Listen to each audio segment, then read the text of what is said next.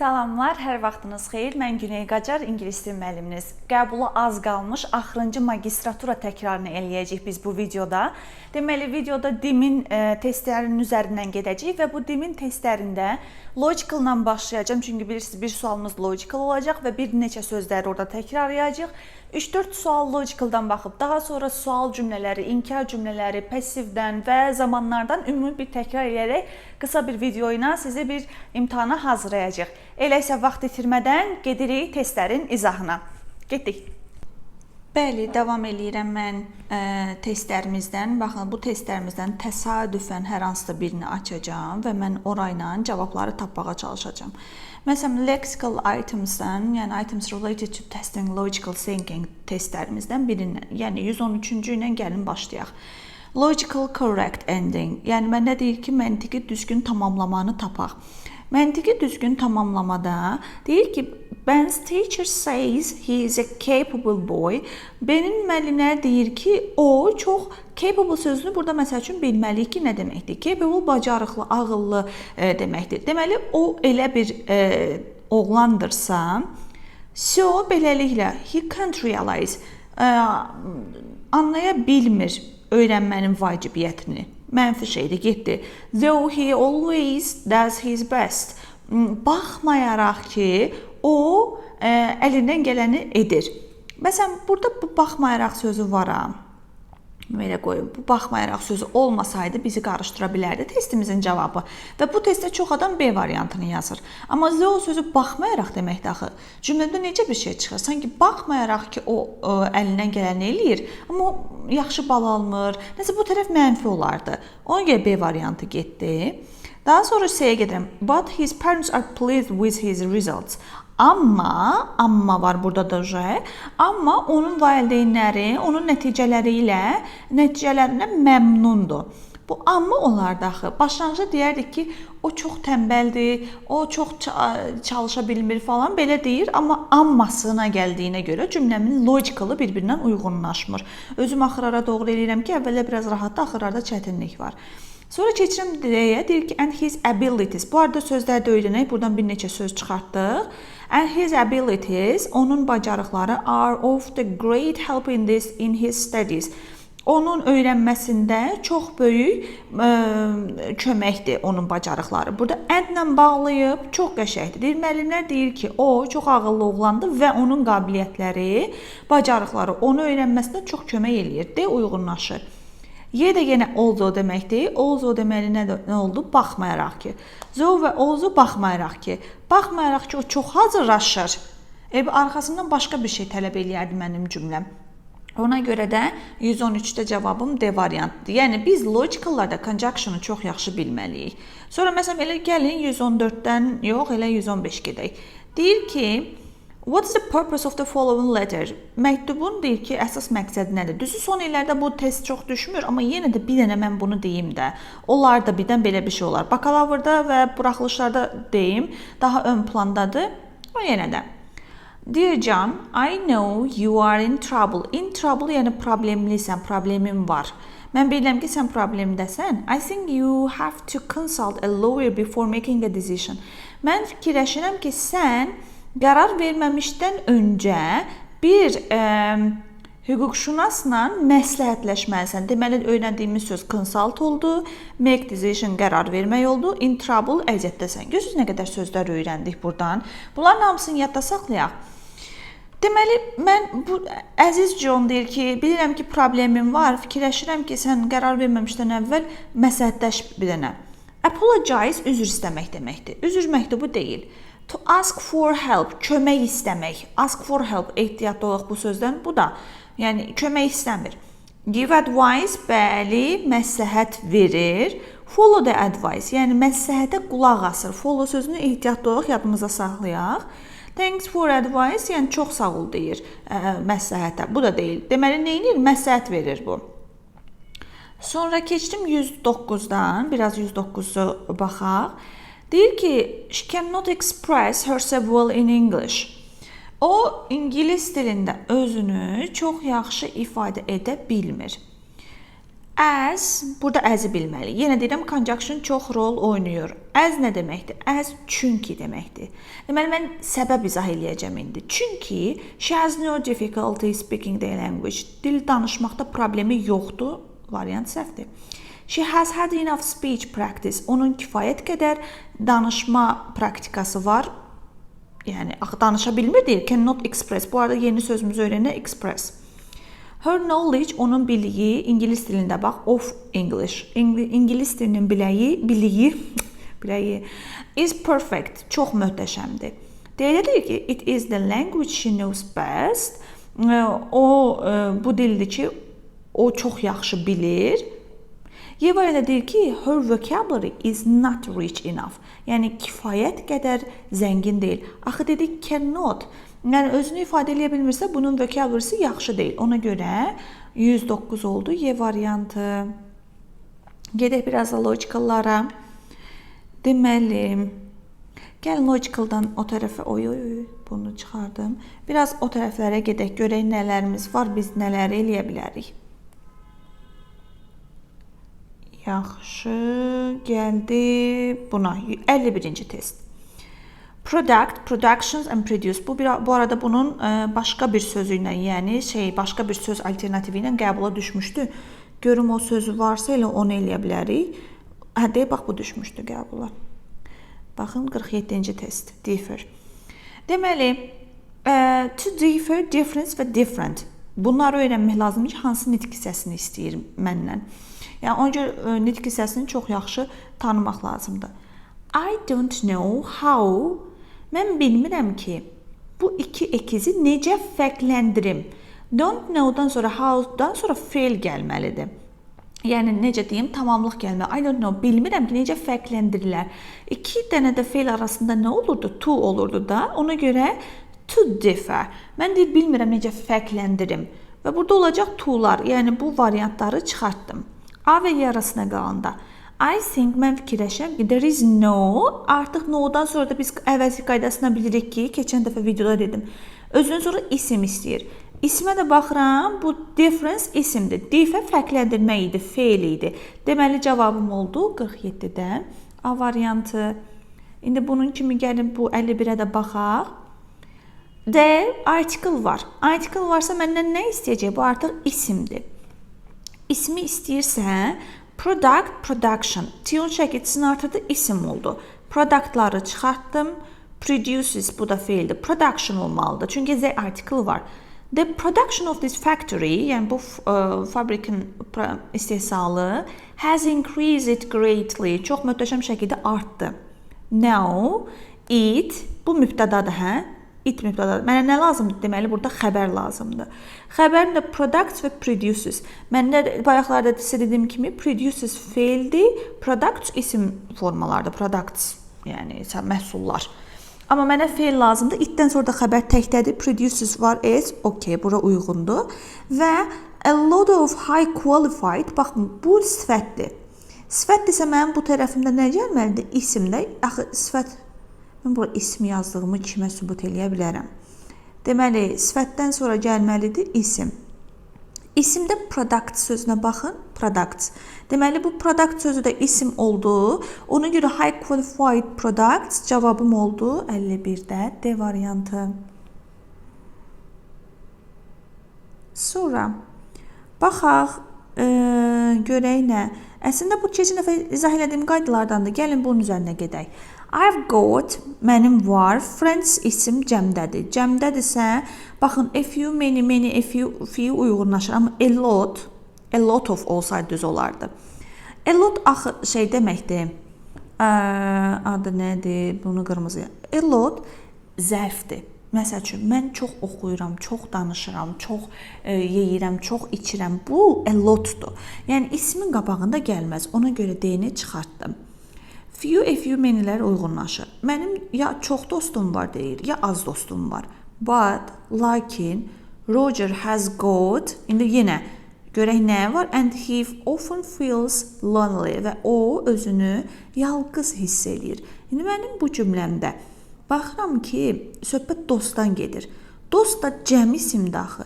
Cəm isimdirsə bu little-ı çıxardıram. Çünki little özündən sonra cəm sayılmayan isim istəyir. Sonra buradan da much-ı çıxardıram. Çünki bu da sayılmayan isim istəyir. Gedəcəm. Cavabım qaldı o bir tərəfdə. İndi but varsa nəyə götürərək? Görək, baxaq. A lot of, many burada uyğunlaşma. Çünki hər ikisi də çox deməkdir. Eyni məna verir. Amma a few, few'dan biraz rəqəmcə çox böyük idi. Özünüz bilirsiniz. Yəni a few, few'dan hərfi çox olan deyildi, hərfi az olandan böyükdür. Elə isə deyirəm ki, mənim biraz dostum var, lakin Roger'ın heç dostu yoxdur. Yəni yox dərəcəsində deməkdir. Few o mənadadır. Və o özünü necə hiss edir? Lonely hiss edir. Ona görə cavabım oldu A variantı. İndi nəyə keçək? Gedək biraz o tərəflərə. Bəlkə biraz zamanlara gedək. Interrogative sentence-də keçən dəfəki rəylərdə kimsə məndən interrogative sentence-də istəmişdi. Gəlin 14-cü suala baxım elə burada interrogative sentence-lərdə. Çünki bir sualımızda şeydən düşə bilər. Belə düşə bilər. Teacher made me repeat to rule again. Müəllim məndən deyir, qaydanı yenidən təkrar etməyimi istədi. İndi mən bu qaydada baxıram. The teacher mübtədadır. Arxasınca made xəbər gəlir. Mübtədadan sonra xəbər gəlir. Mən mübtədayı artıq belə yadda saxlayayım. Mübtədaya verilən sualda. Əks suallarda bizim köməkçimiz olmalıdır. Amma mübtədaya verilən sualda köməkçi olmur. Mübtədanın verilən sualından sonra birbaşa xəbər gəlir. Məsələn, teacher who deyil. Who'dan sonra baxın did olmaz. Çünki mübtədaya sual vermişəm, amma burada tamamlığa yox. Mübtədaya sual vermişəm. Ona görə bunu çıxartdım. Whom mübtədanın sual deyil, getdi. When də çıxdı. Nə qaldı? Who made? Kim etdi? İndi mənim quruluşuma fikir verin. Mübtəda və mübtədadan sonra xəbər. Yəni köməkçi feil yoxdur. Ona görə who made. Sonra düşək birazca da aşağı. Məsələn buna, bu qəbula düşən sualdır bu arada. He waited for her for half an hour. Deyir, o onu yarım saatdır ki gözləyir. Yarım saatdır ki müddəti bildirir. For var bu arada burada. Yəni müddəti uzunluğunu bildirir. O müddətin uzunluğunu mən how long-la sual verərəm. How long? Çünki baxın, when nə zaman deməkdir? Nə zaman gözləyir? O deyərəm 2-də, 3-də, 5-də. Yəni müddəti soruşmur. Ona görə getdim bunu. How much nə qədərdir? Bu şeyin ya neçəyə sualıdır, ya da nə qədər miqdarı soruşaram. Nə qədər qənd var, nə qədər tutaq ki şəkər var. Budur. How isə necə gözləyirdi? Tərz hərəkət zərfidir. Ona görə bunu çıxartdım. How long-ları qaldım. İndi arxasındakı baxaq görək problem nədədir? Məsələn, Y variantda did-lə sual verilib, amma wait-də id qalıb. Axı did-lə sual verəndə wait-dəki id düşməlidir. Ona görə bu cəhətdə cavabım olur 37-də A variantı. Birazca da sual cümlələrindən baxaq. Baxın 47-ci suala baxaq. 47-ci sualda she will write a letter to her cousin tomorrow. O deyir sabah kuzeninə məktub yazacaq. Kimə? Tamamlığın sualığıdır. Kimə sualı ya whom-dan başlayacaq. Ya da who ilə başlayıb cümlənin sonunda to olacaq. İzah edə bildimmi? Ya whom-dan ya da who, ya da kimə, to whom, daha doğrusu belə yazım, to whom. Bu da olar, bu bir cüd olar. Fərqi yoxdur. İndi Y-dən başlayıram. Səhvlərə baxaq, bir-bir gedək. Y variantda to whom, okey, bura düzgündür. Amma sual cümləsində will qapağa keçməliydi axı. Y variantı ona görə səhvdir. Mən belə eləyim. Y variantı səhvdir. Məsələn, D-də də baxın, will mübtədadan sonra gəlib. Qabağa keçsin. C-də də will qabağa keçmədi. Yəni, sual cümləsində köməkçi mübtədanın qabağına keçməlidir. Bunlar getdi. B-yə baxıram, will qabağa keçib, amma nəyin qabağını deyirik? Will, she-nin qabağına keçməlidir. Amma burada unutmayın, sual cümləsində köməkçi ilə əsas feil yan-yana gəlməz. Yəni, will she write olmalıydı. İndi A variantına baxın. Who will she write a letter tomorrow? Cavabım ona görə 47-də oldu A variantı. Yaxşı, biraz negativə düşək. Interrogativdən sonra negativ sentensə görə biraz axırara gedim. 35-ə baxaq mı? 35 qəşəyə oxşuyur. 35. Deməli, Birinci cümlədən düzgün cümləni soruşur. He hardly ever needs your help neither. Neither sözü inkar cümlənin sonunda gəlir. Elə bilirsiniz. Amma inkar cümlənin sonunda yox, inkar cümlənin sonunda aize gələcək. Neither yox, unutmayaq. Neither inkar cümlənin əvvəlində gəlməlidir. Yəni neither do I misal üçün. İnkar cümlənin sonunda aize gələr. Və bu aize to-nun ekvivalentidir. Məsələn, deyirəm, mən də həmçinin gedirəm. O to-dur, hə? Mən də həmçinin getmirəm. Bunun cümləni aize ilə biləcəm. Və hardly inkar cümlə olduğunu unutmayaq. A variantını birə çıxartdım. Sonra keçirəm nəyə? Sonra keçirəm B-də düzgün variantdır. Mən istəmirəm B-ni. Bir dənə axıra düşüm, sonra izah eləyərəm. C-yə baxaq. He has to change his flat aize. Dedik, aize nə vaxt olacaq? İnkar cümlənin sonunda. İnkar cümlənin sonunda gəlirsə, burada heç bir inkarlıq yoxdursa, mən C variantını yaza bilmərəm. There was neither pen nor pencil to write with. Bu dostlar, bu qəbula düşmüşdü bu cümlə. Neither nor'un qaydasında isimlərin qabağı əgər sayıla bilən isim təkdədirsə, burada article olmalıdır. Amma no or olarsa olmaz. Neither nor'da article olmalıdır. Ona görə D variantı səhvdir və bunu çox adam D variantı götürür. Y variantında have not, have malik olmaq deməkdir. Yəni məndə var. Və have-in inkarı not-la yox, don't have-lə düzəlir. Don't have-lə. Ona görə də B variantına gəlində baxaq. He had neither time nor money. Desəz ki, bəs burada niyə article yoxdur? Çünki nə time, nə də money sayılmayan isimdir. Və sayılmayan isimdə də qarşısında article olmaz. Ona görə də düzgün yazılıb 35 oldu. B variantı. Biraz conjunction'ı tapsaydım, conjunction'dan da izah eləyərdim. Tense form gəldi. Yaxşı, gəlin. Tense forma bir baxaq görək. Tense formda nə var? 79-cu testə gəlin baxaq. Baxın, lately var. Mən zaman zərfi mənə çox kömək olur. Lately son zamanlar deməkdir və son zamanlar deməkdirsə, bu bitmiş zamanı bildirəcək. Lately, recently bitmiş zaman. Bitmiş zamanda have, has üstəgə verb 3 deyil. Elə mən bunların hamısını çıxardıram. Haven't-sini uyğunlaşdım. Deyirəm ki, mən sən xalanı son vaxtlarda görməmişəm. She out of her house since... Okay, indi mən burada baxıram. Görək mənim variantımda burada since var. Since-in qaydasını mən sizə deyirəm. Since ortada bağlayıcı kimi gəlir. Since ortada bağlayıcı. Və bu çox qeyri-adi şəkildə iki düşmən bir zamanı bir-birinə bağlayır. Yəni, indiki bitmişlə keçmiş saydanı bağlayır.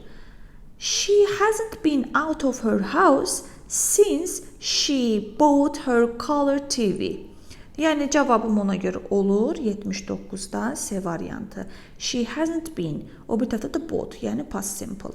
Deməli, since-in qaydasını bildinizdə, burada çox qəşəng bir test oldu elə bəxtimizə. Deməli, since-dən sonra since indiki bitmişlə past simple-ı bağlayır. Bu qaydanı unutmayaq. Sonra baxaq nə var burada. Dostlar, 80-ci testdə qəşəngdir. 80-də baxın. Buy dinner yesterday. Yesterday past simple bildirir, hə? Çox adam gedir D variantı yazır. Amma buy var burada. Yəni keçmişdəki bir zamanın qabağında buy varsa, past perfectdir.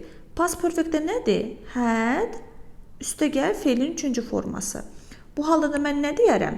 Had answered və yaxud da had been answered. Amma sizə keçən dəfə demişdim ki, əgər zamanlarda bax belə bir şey gördünüz, eyni zamanın və yaxud da fərqi yoxdur, başqa zamanın həm özü, həm passiv forması varsa, bu işin içində tərcümə var. All these business letters, bütün bu iş məktubları dünən yemək vaxtına qədər cavab verib, yoxsa cavablandırılıb. Yəni, mən burada nəyə yazmalıyam? Had been answered, yəni Y variantı. Ona görə 80 oldu Y variantı və bu variant düzgün gəldi. Birazcık da conjunction tapsaydıq çox qəşəng olardı. Baxın görün bu nədir? Interrogative idi də bu. Okay, conjunction'ı tapdım. Gəlin indi baxaq şeyə. 43-ə baxaq. 43-cü testimizdə.